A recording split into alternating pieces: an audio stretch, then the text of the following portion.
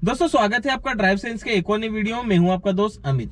दोस्तों जब हम ड्राइविंग सीखने के पीरियड में होते हैं तो हम एक लाइसेंस के साथ हम ड्राइविंग सीखते हैं, लेकिन हमें एक पक्का लाइसेंस भी चाहिए होता है जब हम गाड़ी पूरी तरह से सीख जाते हैं। उसके बाद हम क्या करते हैं, आरटी ऑफिस जाते हैं और वहां पे हम ड्राइविंग टेस्ट देते हैं और सारी फॉर्मेलिटीज पूरी करते हैं। उसके बाद हमारा पक्का लाइसेंस बनता है।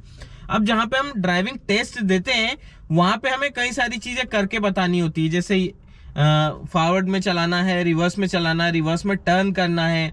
अब जब आप ड्राइविंग टेस्ट दे रहे होते हो तो आपके साथ एक इंस्पेक्टर बैठा होता है। अब वो इंस्पेक्टर आपसे कुछ भी सवाल कर सकता है, कुछ भी उस समय करवा सकता है। अब उसी में से एक क्वेश्चन ऐसा है जो जनरली कई लोगों को पता होता है, लेकिन जब इंस्पेक्टर पूछता है तो उस समय भूल जाते हैं।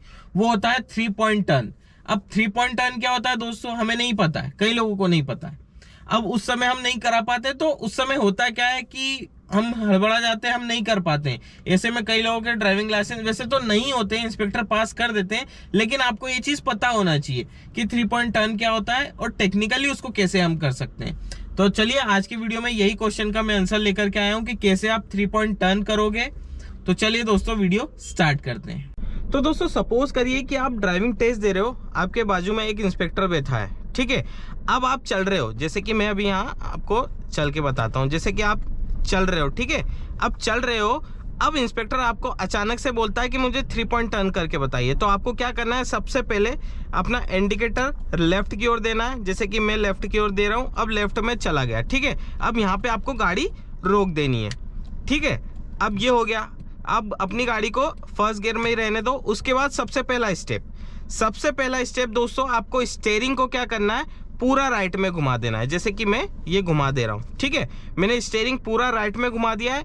अब मैं क्या करूँगा, पहला स्टेप की ओर चलूँगा। मेरा पहला स्टेप यही है। अब मैं, लेकिन दोस्तों यहाँ पूरा टर्न लेने से पहले मैं आपको बताना चाहूँगा कि आपको ORVM में वेरीफाई करना है कि पीछे से कोई तो नहीं आ रहा है, आगे से वेरीफाई करना है कोई तो नहीं आ रहा है। अगर कोई आ रहा है तो उसको निकल जाने दो। जैसे कि अभी कोई भी नहीं है, अभी मैं लेता हूँ, ठीक है।